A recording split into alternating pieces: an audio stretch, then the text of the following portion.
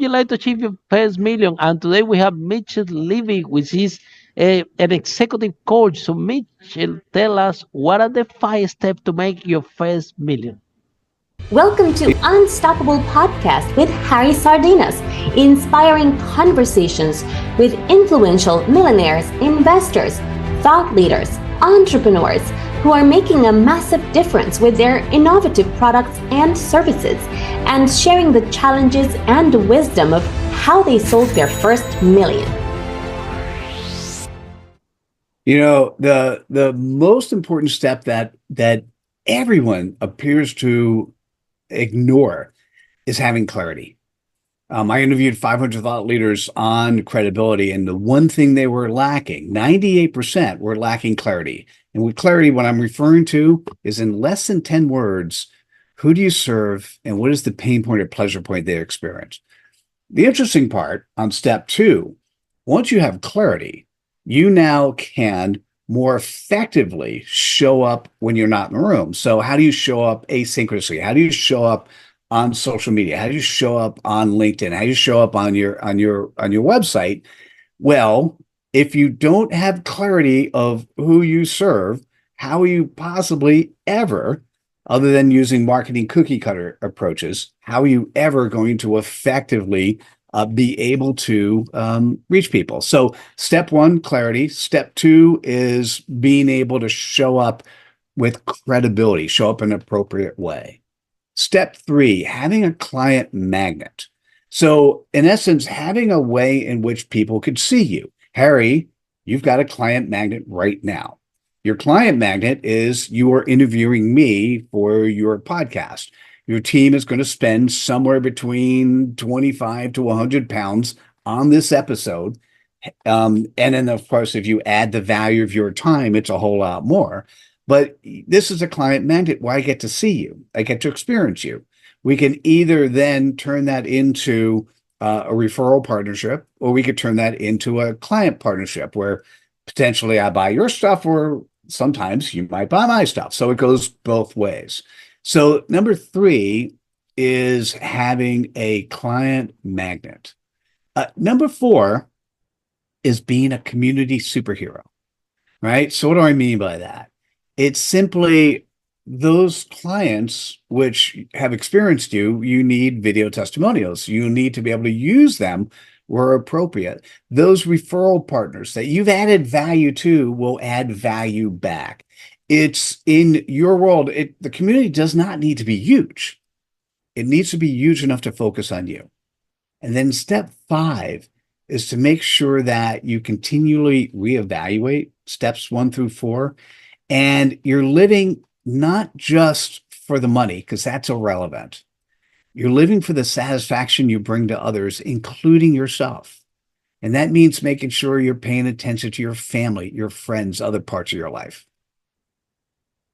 That's fantastic, Mitchell. And I want to expand in this some clarity, Mitchell, because if you go and you ask to all the entrepreneurs out there in 10 words what they do, you will find out that that that is a huge lack of clarity. People that are in business, they are selling the product, but they don't know what is the big promise. They don't know what is don't even which business are they really in, because you might express very easy, well, to have clarity. Well, let me tell you something. It's not as easy as you think, because you have to look deep inside. You need to have uh, you have to stop and you need to think about it. What are these big promise? What is this message that define you? And until this is not clear, Michelle, you building a business, like I always said, if you build a business without that clarity, without a big promise, well structured, it's like putting a train in the wrong track, in the wrong rail. You see, you're gonna be pushing a train in, and you're gonna find a lot of resistance because you don't even have clarity which direction you should go. So tell us a bit more, Michelle, why I understand when we start in business, we try to solve a problem for ourselves and then it's working. We try to solve it for another, and hey, we are in business, and now we start to build that company. And it's not Mitchell. Nobody come to us and tell us, hey, this building company, this doesn't go like this. You need to have certain structure, and you need to learn how to market yourself. You need to learn how to acquire the clients. You need to learn how to build the community. And before you do all that, the backbone is have clarity in your message. So what are the biggest challenges that you find into entrepreneurs? People can be even selling over 1 million and still the message is not clear. You can actually I'm sell a going to use million. You your, can actually sell 1 million with lack clarity. The problem is that if you want to oh, go for 1 to 10 million, now is when you're gonna find that your well, life will become a nightmare, right? actually, Harry, I'm going to be, let's extend that. You could have a 10, 50, $100 billion company still without clarity, Wow, right? So I'm going to use really? your analogy Wow, for a that's second. really powerful. Very good. Now I learned So, something from you. well, this is really interesting. You gave a great analogy before. You put the train on the wrong track, it's not going to get to where it goes. There's an expression that I often heard here in the United States, but I know it's in Europe and elsewhere, and that expression is all roads lead to Rome. So when you're in Rome and you're traveling down the street, there's a sign that points to the left and it says Rome. And then there's another sign that points to the right and says Rome. And there's a sign that going forward, like all roads lead to Rome. Now, here's the thing. As an entrepreneur who doesn't have clarity, you can put yourself on the wrong track, but still go to Rome. And then you assume because you got there that you're good at what you do. But here's the biggest problem. When you're a solopreneur and it's really you and a couple people helping you, that's one thing. As you start growing a business, whether it's 100 or 1,000, 10,000 or 100,000 employees, they need to feel that they're part of something. They need to feel that they're satisfying an audience base and part of something bigger, because you as the business owner, as a CEO, won't have the chance to be able to touch them on a frequent basis. Now, going back to this show, entrepreneurs, 10, 20, 50 people, if you asked every employee in your company or every contracting employee in your company, who is this company? Who do we serve? You're going to get as many answers as there are people. So what is clarity? I will give you, Harry, if you don't mind, I'll give you the secret formula. The reason Please I'll give you tell I'm us. going to give you the secret formula. And the secret formula is simple. What it's not easy, because the simple is not always easy. I agree Simple with means, you 100%. It seems yeah, easy, it's not easy. And people will tell you, no, I know exactly what I do. I got clarity. I have my business, and they don't know yet. Even McDonald's, they were selling burgers, and they didn't even realize that they were in the real estate business.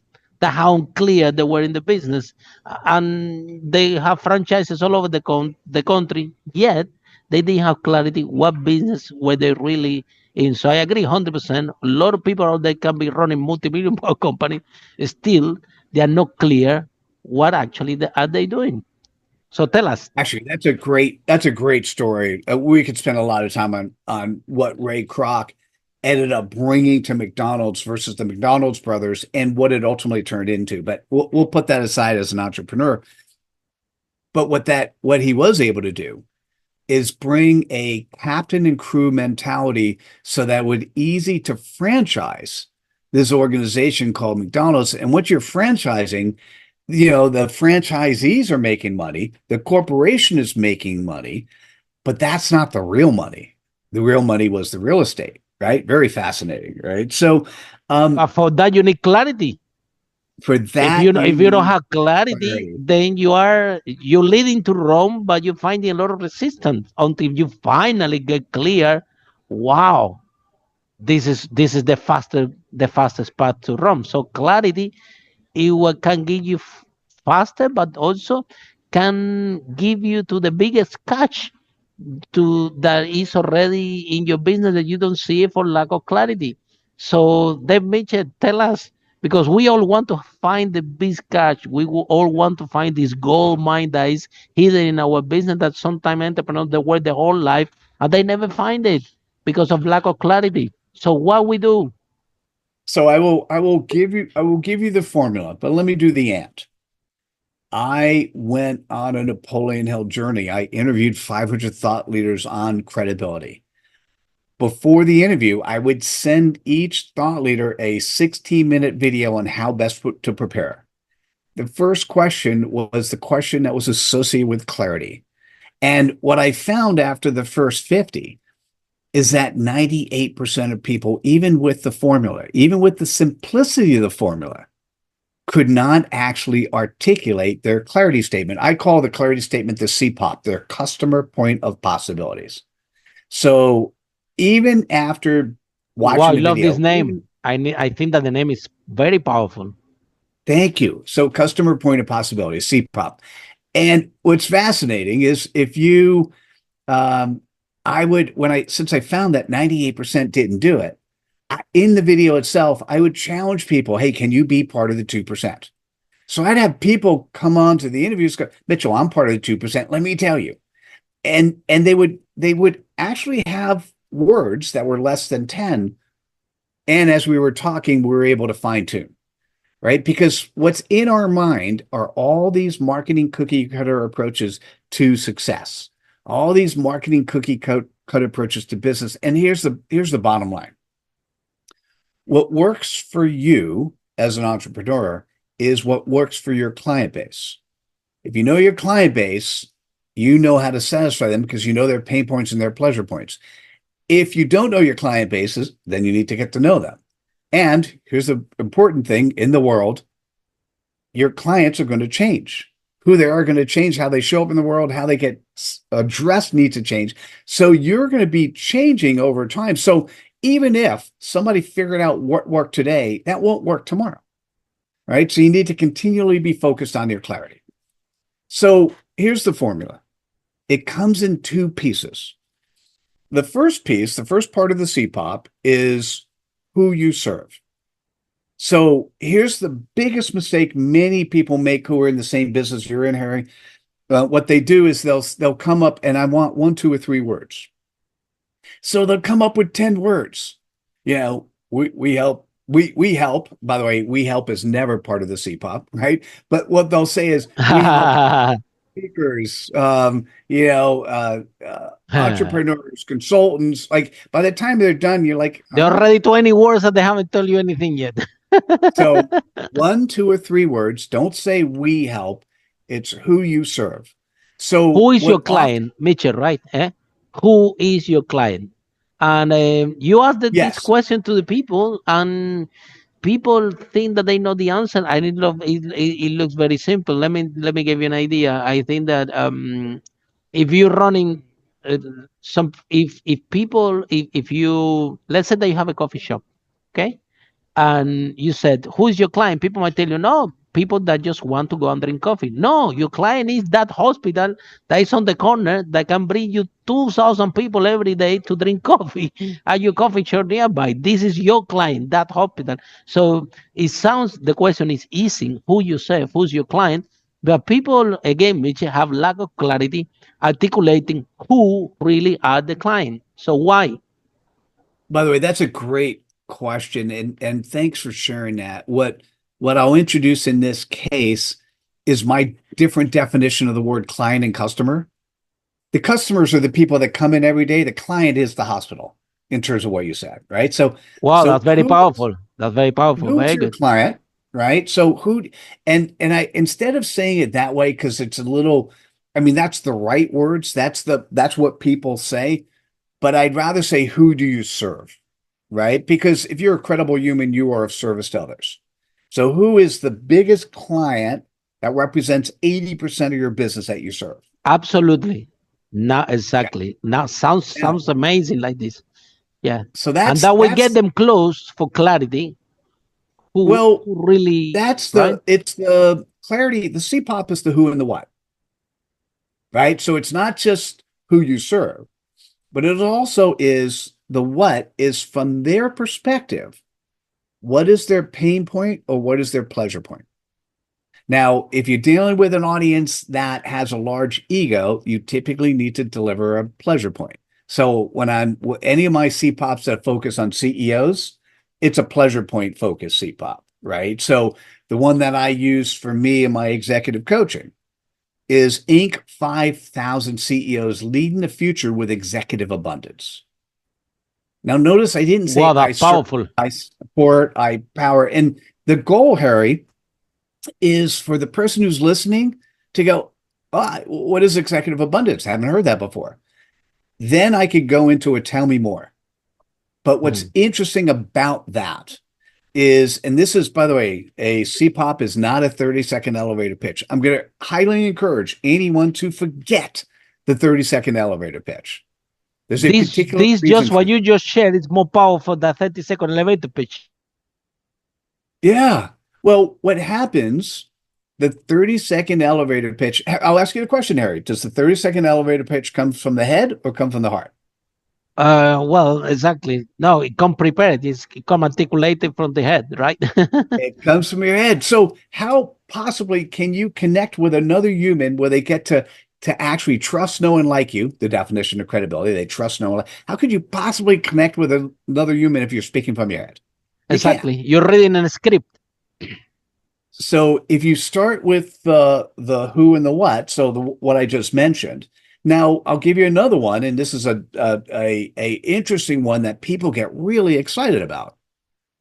Business owners. Now notice I say business owners versus entrepreneurs, but entrepreneurs fit in, right? So business owners using LinkedIn for growth and success,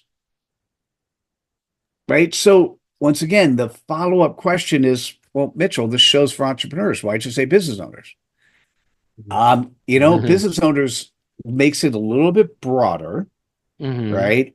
And it also, it's more the business owner than necessarily the entrepreneur, but it's also entrepreneurs. And how do I serve that audience? Business owners include the entrepreneur. Sound more professional. Absolutely. And what do I do when I serve them? First thing they need is their clarity statement, because I can't create a bespoke solution until I know who they are. And who they are is very simple. It's based on their CPOP. It's who they serve, right? Who's their client, and what is the pain point or pleasure point? And what happens, and this is very interesting. So listen, if you're one of those entrepreneurs that you're a do-it-yourselfer, and that's 10% of you that are listening right now, you can take exactly what I shared with you right now and you can go and run. And I'm going to say go. I don't hold back on what I share. I'm going to say go because for me, when I look at the do-it-yourself audience, I don't want to charge you money. I don't want to make money with you. I want you to turn into one of my referral partners. I want you to get so excited because you're going to bump into other people who need me, because 80% of the world are the done with yous. And the done with yous need somebody who just focuses on the basic fundamentals of clarity and credibility, right? So that's when I talk about that. By the way, you just heard me share a tell me more that was different than I've ever shared before, because the tell me more is never canned. It's based on who you're talking to and the audience that's listening. And then again, this one thing is about this topic particularly, because it goes even more profound than this, because once you get that statement correct and right, you can build a brand out of this. And when you're selling your business, you're not selling yourself, you're selling a brand. So one thing is, in the previous podcast, we were talking about how to exit the business, right? And the guy was sharing a lot of challenges because there are business that they don't have any exit. Why? Because it's highly dependent on the owners. The owners didn't have clarity in the message. They didn't build that brand. Now they cannot exit because they operate the business. The business is all about them. So the business is not about you. The business is about building that brand, building what is that big promise. And this has to be the backbone. And it thinks for us, for example, this one, speakers are leaders. This didn't come out so easy as it thinks. Yeah, now it's a global movement, and we do events all over the world. And that statement, people or the community that is around this, they believe what we believe. Yeah, something that I noticed, Mitchell, about everything that you shared in the LinkedIn one and in the other one with the 5,000 entrepreneurs, it has to be that message has to be outcome based in the same way that the speakers are leaders. It had to put a result. Then you ask, so having that clarity is a lot of elements go to this. It's not just few words that you just put together. It will define your brand. It will get you to run faster. It will get people to believe what you believe and grow and be part of your community. And this is the main point. Even in your point, you said, being a community leader, be great building community. Of course, this is one of the 5 steps to make a first million, because once you have the community, you can offer products, you can offer services to that community, and this community, the most important, they believe what you believe, and because they believe what you believe, they will buy products and services that they are part. So the people that are part of the business owners growing LinkedIn statement community that you just shared with me, well, everybody that will be part of this journey, they believe what you believe. But you, as an entrepreneur, have to have clarity to make this statement bold, and it's not as easy as you think. It has to be outcome based. It have a lot of elements. And Mitchell, some people say, well, but you know what, I don't want to pay that much for it. Well, let me tell you something. A big company will pay hundreds of thousands for get someone like you and change just a word or get them clarity how they can get these statements, only for that, because they know what it means. They know what it represents. They know that they can build a more powerful brand, and they can reach more clients, and this can lead them to multi-millions. So as a small business owner, this topic that we're sharing today about having Mitchell call it CPAP. Yeah, we call it around that, the big promise. So at the end of the day is have clarity in this message, who you really are, and what really authentically represent you, because in these few words are also your values, who identify you as a person, and you're gonna attract these kind of people, right? Now, if you put this message incorrect, you're gonna bring a different type of people, and then again, like we're talking, then it's gonna be difficult. The other day, Mitchell, someone came to this podcast and asked me, Harry, what are the fastest um, the fastest way to go from point A to point B? And I said, you know what? The straight line. I told me, Harry, the path with less resistance. Think about the river. Yeah. Some of us in this journey to try to get to run faster, you get the track that you think that is faster, but you find a lot of resistance. So having that clarity, it will make your life so easy. I know, because we have been businesses that, even exactly as you say, have been selling millions, and the brand and the clarity and the purpose is all a mess. I've been there. Rebranding is really expensive. It's really, So really expensive. I've been there. So tell us, Mitchell, um, it is something that big companies also. Let's talk about the corporates that they think that they all got it right, and now we're sharing this broadcast that McDonald's, even big organizations, still don't have clarity what type of business they are or what type of thing. So this also big organization, big corporate, they should be listening what Mitchell had to say. the answer is yes. So I actually did an article in CEO magazine that focuses on how do you take a corporation CPOP and then run it through the entire company. The biggest issue is the CEO absolutely has 5 stakeholders. So the CEO that gets divorced, doesn't have a good family life. That's a stakeholder group. They all focus on the most important, the investors, because that's very obvious. But how many companies do you actually know where employee engagement, I mean, the average around the world employee engagement is 28%. So what if you were able to allow an environment where the employees were significantly more engaged? How about customer satisfaction? We have a net promoter score, NPS. In many cases, the customer satisfaction is really low, where the company is still successful. Well, what if you focused on that as well? What about partners? What about partners where you were able to drive growth and success for the partner versus for the company itself, and that ended up growing and being a significant part of business, right? So there are 5 stakeholder groups that can all benefit by incremental clarity. And it's surprising when you look at companies, how many of them still don't have the simplicity of clarity. So, Mitchell, let's talk about LinkedIn. How we all want more clients. We all, and again, we start one good way of acquiring high clients is by using LinkedIn. However, we have challenges because there are, if you don't use LinkedIn correctly, they can bind you, and this is a painful process, because imagine that you have all this following, you have all your connections, then you're talking with these people, and then that's it, you're out. So why people are getting it wrong, um, and what is the fastest way to get as much clients in LinkedIn as possible? Well, first, I appreciate you asking that question because you walked right into the landmine. I would say you don't want to look at LinkedIn. Actually, let me step back for a second. There's this word or phrase that now is pervasive: social media. It's 2 words, right? So the question is, which of those 2 words are more important? Is it social or is it media? Hmm.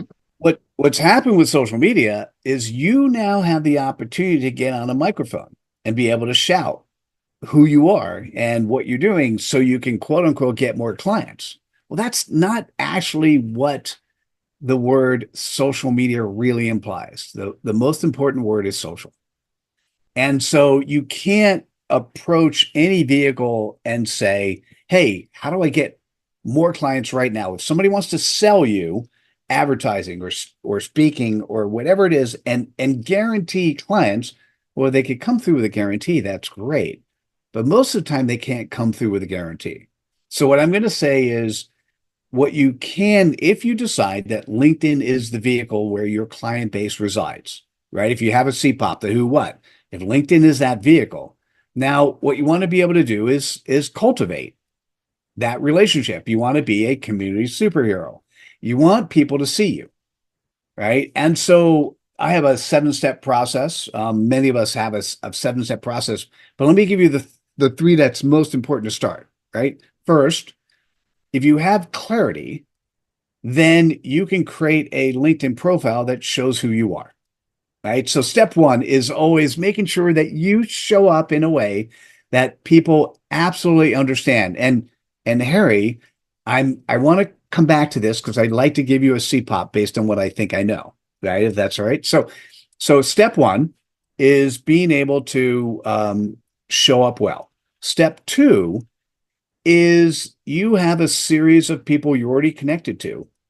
Cultivate your existing audience, right? What does that mean? Making sure you say any life event, anniversary, happy birthday, get a new job, say nice things. Every now and then offer them a client magnet. Hey, I've got this webinar coming up. Do you want to come? I'm not charging, right? Come and join us. You can charge. I do a clarity session once a month. I charge $250. That's so inexpensive that to me is also a client. Magnets can cost money. They don't have to be free, but it lets people see you. So cultivate your first level connections. And the third thing you do is people who are second and third level connections. So that could be referral partners or could be prospects or are prospects, turn them into first level clients. So it really is a very simple 3-step process. Now, how we go about doing that is 7 steps, much more complicated. And I think what happens is somebody will sell you what you just said. They'll say, how do you get a ton more clients on LinkedIn right now? And you buy a software package or you buy a service, and they aggressively go after getting your clients. Well, here's the problem. LinkedIn doesn't want you doing that, right? And so if, let's say you send out one message a day or 10 or 20 messages a day, and one day you go from a small number to 100 or 200. Well, you've now violated LinkedIn algorithms, and they're going to give you a warning. You do it one or two more times, then they'll kick you off. So what happens is, if you're using a tool, a lot of times the tools, which by the way are in violation of LinkedIn policy, if you're using a tool, you need to look for a tool that has guardrails, that have good policies, good practices, right? Because you don't want to overdo it. What we forget is you have a tool that you could touch media, but you have to remember you still need to be social, right? If you go to a networking event and you meet somebody new for the first time, are you going to shake their hand and say, buy my stuff? And the answer is no. Not, right? You're going to shake their hand. And if you're a good person, a great salesperson, you're going to say, hi, tell me about you. Right? You want to listen to the other person first. And you could steer the conversation into an area where they're talking about something that might be relevant to you. And then what happens is, never sell on the spot. You could, you know what? My firm does all that stuff. We're really good at it. Can we set up another appointment at another time where we talk about it? Right? And now the person could say, no, tell me now. Fine. Right? But what you really want to do is close the more you take it away. Yeah. Yeah. So can we focus on your CPAP? Can I give you an idea or a thought? Because I see behind you what I would call a great tagline. Speakers are leaders is a phenomenal tagline, not a CPAP. Yeah. So can we focus on a CPAP? Absolutely, we can do it. So the big question to me is, who is your client? Who is our client? Our clients, everyone. I mean, everyone. Look, and I help people all look this statement. So we serve the entrepreneurs that want to start and grow the business. Now, and your primary solution, I know you do a book business as well, but your primary solution is helping them speak better? To build a local brand from a global brand from the stage. Got it. So that's how specifically we help them to grow the business. That's the vehicle we use. I love it. So I had written down two choices, but with that response, I'm going to give you, I narrowed it down to one, right? Now, to me, and I'm putting it in chat because I'm a visual guy, so I'll read it out loud. I'm also visual, yeah. So to me, it's 6 words. Oh, wow. Entrepreneurs incorporating speaking to drive success. I love it. Really powerful. Now, thank you. What's interesting about how you managed to do this so fast? Well, first of all, it's not that easy. It's not that easy to come with this statement so fast. I can tell you have done it a lot. I will tell you that it is really hard, particularly to here's an expression people use often. It's hard to read the label on the jar when you're inside the jam, right? When you're inside the jar, right? So it's really hard to do this stuff for yourself. The other thing is most of the business world is full of this marketing cookie cutter stuff. So there is nothing. Speakers or leaders, that's a great tagline, right? That's a great show. Yeah, that's the brand. But what is it? The thing is that having a show focused on exactly having a show focused on making your first million. That's a great show, right? I mean, because that's kind of the wish entrepreneurs have. Bottom line, though, you serve entrepreneurs and you're encouraging them to incorporate speaking to drive success. The most obvious question from that is, what do you mean success? That's your tell me more. Exactly. Right? And then you open again. For many people, here's the thing. I'm going to answer. Let me do yours. I'll do your CPOP and tell me more. Right. So when somebody says, who are you? What do you do? right? You can't say my CPAP is, because they don't know what that is. Maybe 50, 100,000 people know that. So not enough people know that yet. So what you might end up doing is you might end up saying there's an audience that really finds the value of what we do amazing. Pause. Entrepreneurs incorporating speaking to drive success. Another pause, because that's a mic drop, right? And then you go, let me tell you what success means. Success is different for everyone. For some of the entrepreneurs we're working with, they just want to get to a six-figure business. They want to make it easy. And what we do is we work with them on using the platform of speaking to really drive leadership for them, to really drive the opportunity so they can grow that. For other entrepreneurs we work with, they want to get to six figures plus. We do that as well. Wow, that's really, really powerful. Notice the Tell Me More was less than spectacular, Mitchell. Very impressive. Wow. Well, so now what happens is, if we're talking about the LinkedIn service, if I know your CPOP, I now know the audience that you want to take from second level to first.